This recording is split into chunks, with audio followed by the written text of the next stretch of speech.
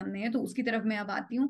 आप जो है काफी अरसे से यूएस के अंदर हैं और आपको धमकियां भी मिली, आप पे अटैक भी हुआ, तो यहाँ पे क्या आपको आजादी है बात करने की, और क्या मुल्क अपना याद आता है, और क्या सर्कमस्टेंसेस थे कि आपको निकलना पड़ा पाकिस्तान से, और अब यहाँ पे जो अपनी जिंदगी है और आजादी है, इजहार राय यहाँ पे कितनी है, उसके बारे में कुछ बताएं। अच्छा, इसमें मेरा पर्सपेक्टिव थोड़ा सा डिफरेंट है इसको बयान करने का। बहुत शुक्रिया आपने ये बात पूछी। बहुत सारे लोगों को मैं आजकल देखता हूँ कि वो ट्विटर के ऊपर आके मुझे ये कहते हैं या मेरे बारे में ये कहते हैं कि देखें वो तो आप तो भाग गए हैं, या आप तो मतलब है कि बाहर बैठे हैं।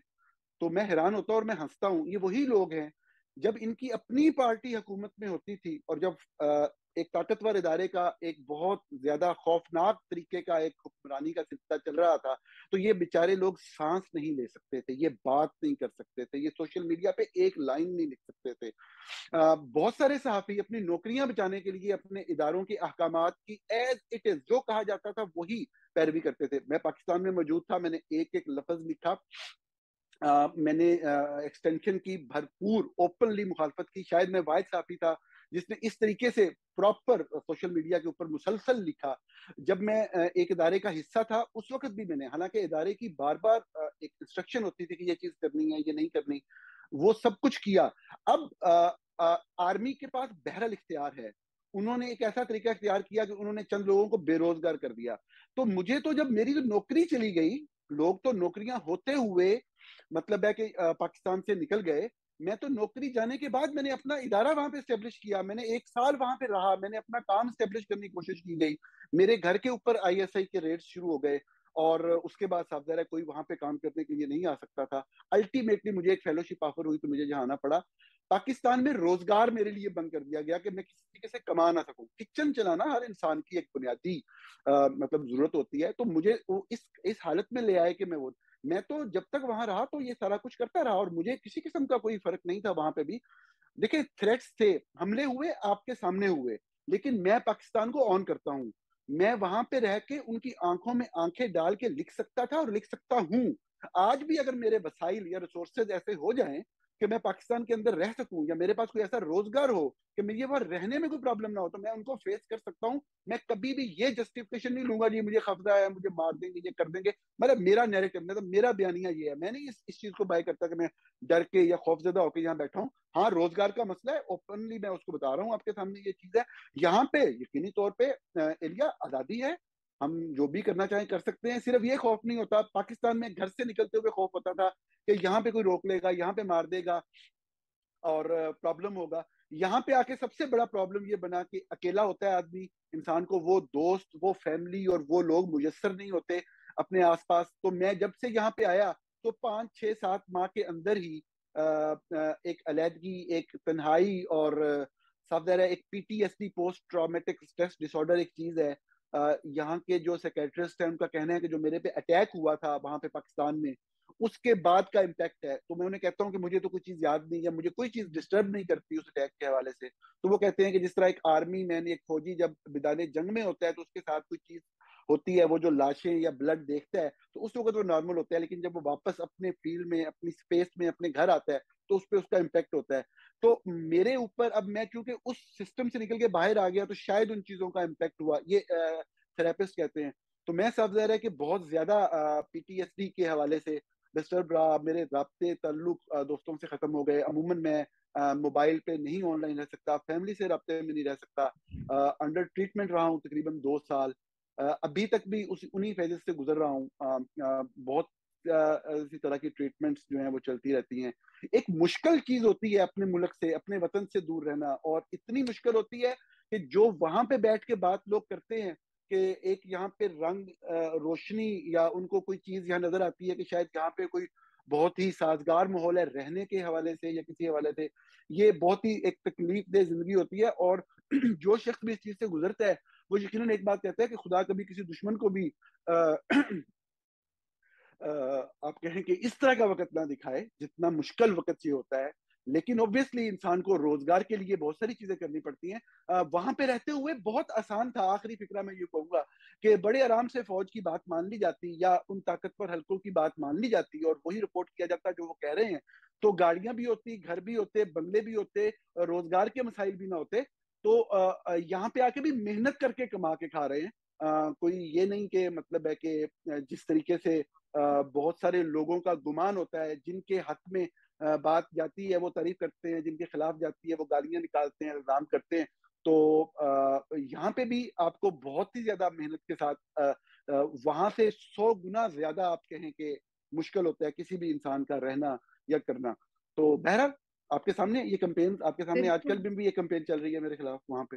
बिल्कुल। और जो आपने जैसे कहा कि लोग समझते हैं कि पाकिस्तान से बाहर निकल के तो जो है वो अलग दुनिया में चले गए हैं और पाकिस्तान को भुला दिया है, ऐसा तो कोई सहाफी भी जो जिसको अपनी खतरों की वजह से मुल्क को छोड़ना पड़े वो तो कभी मुल्क को भुला नहीं सकता। और जो आपने ये बहुत शुक्रिया कि आपने शेयर किया हमारे साथ जो ये मेंटल हेल्थ, क्योंकि मेंटल हेल्थ एक बहुत एक ऐसा टॉपिक है जिसे इग्नोर किया जाता है, और स्पेशली जो सहाफियों की मेंटल हेल्थ है वो तो क्योंकि वो डिस्प्रोपोर्शनेटली अफेक्ट होते हैं उससे, उसके ऊपर जो है बात करना बहुत जरूरी है।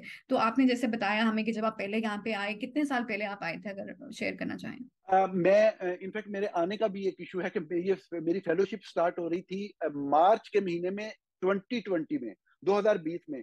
तो ये वो साल और ये वो महीना था जब दुनिया कोविड की लपेट में आ रही थी, कोरोना वायरस की लपेट में आ रही थी, और अमेरिका में बहुत ही खतरनाक था कोरोना वायरस। तो मैं, एक छोटा सा शहर है कोलंबिया नाम है उसका, अमेरिका की रियासत है मिजूरी, वहां पे मेरी फेलोशिप थी। तो और वो फेलोशिप पहले हफ्ते के अंदर ही कैंसिल हो गई, एक दो हफ्ते के अंदर ही सब लोग वापस चले गए। तो मुझे यहाँ रहना पड़ा।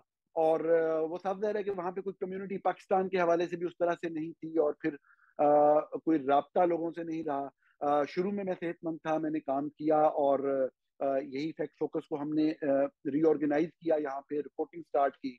लेकिन उसके बाद से फिर साफ जाहिर है कि 2020, जो आपका सवाल है उसका जवाब ये है कि ये मार्च 2020 में मैं आया था, और मुझे ये जो प्रॉब्लम जो है वो सीरियस की जो है वो सितंबर 2020 से होना शुरू हुआ, और फिर दिसंबर तक मैं बेड पे था, उसके बाद से तकरीबन बेड पे।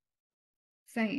तो ये जो आपने पूरा पूरी जो आपकी स्ट्रगल थी मेंटल हेल्थ से और उस पूरे सिचुएशन से, उस स्टेट ऑफ माइंड से बाहर निकलना एक बहुत मुश्किल काम होता है। तो अब क्या आपके पास हेल्प अवेलेबल थी, रिसोर्सेज ऐसे कुछ थे जिससे आपने आपने बताया कि आप थेरेपी भी करते थे, तो किस तरह जो इस तरह की सिचुएशन में अगर कोई है सहाफी या कोई भी जो पाकिस्तान से निकल के तो वो इस तरह है, तो क्या आप रिकमेंड करेंगे कि वो क्या उनको कहाँ जाना चाहिए हेल्प सीख करने के लिए, और कौन से कोई रिसोर्सेज अगर जो आप शेयर करना चाहें जो आप आपके काम आए।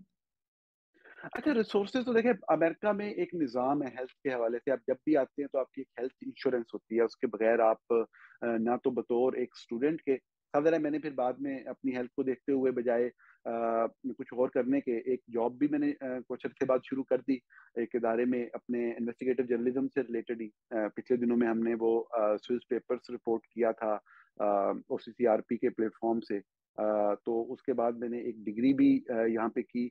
तो ये जितना भी था जॉब के हवाले से या डिग्री के हवाले से, तो एक हेल्थ इंश्योरेंस अवेलेबल थी। तो उसमें आपके हेल्थ से रिलेटेड कोई भी मिसाइल हो तो वो उस इंश्योरेंस के जरिए एड्रेस होते हैं। तो उसमें जो साइकोथेरेपी का सेक्शन होता है, वो लोग आपको एडवाइस करते हैं कि आप किन से काउंसलिंग ले सकते हैं। वो तो बहुत सारे लोग अवेलेबल होते हैं। अच्छा, लेकिन आपने जो पूछा, तो मैं, आपका सवाल अहम है, उसमें ये जरूर ऐड करूंगा कि देखिए, अमेरिका एक एडवांस मुल्क है, और इसमें किसी भी आप फील्ड में ले लें तो बहुत अच्छे एक्सपर्ट्स यहाँ पे मौजूद हैं। मेडिकल के शोबे में भी दुनिया के लीडिंग एक्सपर्ट्स, हालांकि हमारे जो बेहतरीन डॉक्टर्स हैं अमेरिका में वो पाकिस्तान से या इंडिया से होते हैं ज्यादातर, लेकिन मेडिकल साइंसेज में भी टॉप के लोग यहाँ मौजूद हैं। मेडिकल साइंसेज में जो साइकोथेरेपी का शोबा है वो बड़ा इंटरेस्टिंग है। और साइकोथेरेपी के हवाले से, अगर क्या, मैंने हमेशा से जो शुरू में थेरेपी काउंसलिंग की वो मैंने अमेरिकन से ही ली, या यूरोप में ऑनलाइन कुछ लोगों से ली। तो मुझे ये चीज बताई गई कुछ सीनियर्स की तरफ से कि जो थेरेपी ऐसी चीज है, इसमें जो बंदा आपको थेरेपी या काउंसलिंग कर रहा है उसका आपसे कल्चर से आपको उसका समझना बहुत जरूरी है, उसकी कल्चरल अंडरस्टैंडिंग होना बहुत जरूरी है। इसमें कोई अमेरिकन की बजाय कोई ऐसा बंदा जो साउथ एशियन हो या जो स्पेसिफिकली पाकिस्तान से हो, तो वो आपके ज्यादा हेल्प कर सकता है। तो उसमें साथ है कि जेंडर के हवाले से भी होता है, क्योंकि हमारे यहाँ थोड़े से जेंडर सेंसिटिव इश्यूज होते हैं। बहुत सारी ऐसी चीजें होती हैं जो इंसान, एक लड़की है तो वो एक लड़की से ही शेयर कर सकेगी, एक लड़का है वो एक लड़के से शेयर कर सकेगा। ये चीज अहम है कहना, इसलिए मैंने ये बात स्पेसिफिकली मेंशन की। और ये है कि फिर मैंने कुछ तकरीबन 6 माह या 8 माह पहले से सेशंस भी पाकिस्तान में बेस्ड जो एक्सपर्ट्स थे उनके साथ करना शुरू किए, जो यकीनी तौर पे यहाँ के सेशंस की निस्बत ज्यादा हेल्पफुल हैं। तो ठीक आपके है। सवाल का जवाब यह है कि आपको अपने सिस्टम से कनेक्ट रहना पड़ता है इस सही, हवाले तो आप ये कह रहे हैं कि पाकिस्तान में मौजूद जो एक्सपर्ट्स थे उनसे आपने राब्ता किया और इस तरह आपको मदद मिली और you were able to get out of that situation. ठीक है, आई एम श्योर से। बहुत not helpful. Get out of that situation, I am still struggling, I am going through that situation, rather that situation is worse आप कह सकते हैं। लेकिन अब थोड़ा सा उसको हैंडल करने का तरीका आ गया है, कुछ अच्छे दिन हो जाते हैं, कुछ बुरे दिन हो जाते हैं। तो ये वो चीज है जो पाकिस्तान जो अपने मुल्क से बाहर निकलने वाला एरिया कोई भी शख्स फेस करता है। इसका पीरियड कम या ज्यादा होता है। तो अनफॉर्चुनेटली मैं ऐसे टाइम पे आया था, ऐसी जगह पे फंसा और इतना लंबा फंसा कि मेरे केस में जरा लंबा हो गया। बिल्कुल सही है। Again thank you so much for sharing this, क्योंकि ज्यादातर लोग जो है वो इस पे बात करना नहीं चाहते और आप शेयर कर रहे हैं, इससे आई एम श्योर लोगों को भी जो है वो पता चलेगा, जो ये ट्रोल करते हैं और इस तरह की बातें करते हैं कि ये तो एजेंट है, गैर मुल्की एजेंट है और गद्दार है, जिस तरह की बातें ट्विटर पे की जाती हैं, सोशल मीडिया पे कैंपेन्स चलाई जाती हैं सहाफियों के खिलाफ जो बाहर हैं, वो इसका असर उनके ऊपर होता है कि ये असल इंसान है जिनकी जिंदगियां आप अपनी इस तरह की हेट्रेड से, अपनी इस तरह की जो है वो नफरत से बर्बाद कर देते हैं और उनको इस हाल में आप पहुंचा देते हैं कि उनको इस तरह सीरियस एक सिचुएशन से गुजरना पड़ता है। तो आखिर में ये बताइएगा नूरानी साहब कि अभी कुछ महीनों पहले एक खबर आई थी कि यूके के अंदर जो है वो एक इस पे एक प्लॉट जो है वो यूके की पुलिस ने जो है वहां पे किया कि वहां पे नीदरलैंड के अंदर जो वो हैं अहमद वकास गुराया एक ब्लॉगर हैं, उनको मारने की कोशिश के अंदर, और वो पकड़ा गया बंदा और वो पूरा ट्रायल चला उसका। तो काफी जो पाकिस्तान के सहाफी एक्टिविस्ट जो दूसरी जगहों पे यूएस के अंदर या यूके में भी बेस्ड हैं, उनको थोड़ा सा लगा कि ये एक तरह से क्या इसका मतलब ये है कि पाकिस्तान में जो अटैक करने वाले लोग हैं, जो उनको पाकिस्तान में नुकसान पहुंचाते हैं एक्टिविस्ट को या सहाफियों को, वो क्या इतने ताकतवर भी हो गए हैं कि वो दूसरे मुल्क में आके भी, जहाँ पे वो एग्जाइल में है, वहां पे आके भी उनको नुकसान पहुंचा सके। तो उस खबर के बाद जो है वो आपको कुछ लगा कि यहाँ पे भी सिक्योरिटी सिचुएशन जो है वो आप जैसे लोगों के लिए जो पाकिस्तान से कितने थ्रेट्स की वजह से आए हैं वो और ज्यादा हो गई है, या you think it's different in the US और यहाँ पे है सेफ्टी जो एग्जाइल्ड पाकिस्तानीज हैं उनके लिए?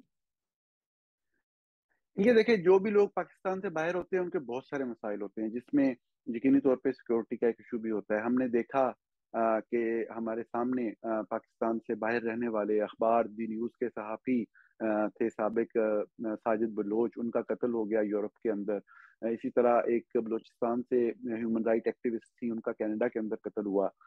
आपने एक वाक़े की तरफ इशारा किया। अब बात यह है कि हर बंदे का एक मुख्तलिफ अंदाज है अपनी लाइफ को गुजारने का, मामलात को देखने का, मामलात से डील करने का। मैंने अभी आपके पहले सवाल के जवाब में कहा था, अमेरिका तो बहुत ही सेफ मुल्क है, यूरोप सेफ है, अमेरिका उससे ज्यादा सेफ है। यहाँ पे सिक्योरिटी को ब्रीच करना या सिक्योरिटी के जो बेसिक एसओपीज हैं या रूल्स रेगुलेशन लॉज हैं उनको वायलेट करना बहुत खतरनाक होता है किसी के लिए भी। फिर भी जो रोग स्टेट्स हैं वो हर तरह के इकदाम लेने की कोशिश जरूर करती हैं। मैं आपको अपने बारे में पहले सवाल के जवाब में ये कह चुका हूं कि मुझे पाकिस्तान के अंदर रहते हुए, जहां पे हर लम्हे वो मारने की कोशिश करते थे या मार देने की कोशिश करते थे, वहां पे मेरा मामला को डील करने का अंदाज ये था कि मैं उनको ओपनली चैलेंज करता था, रावलपिंडी के अंदर रहते हुए, इस्लामाबाद के अंदर रहते हुए।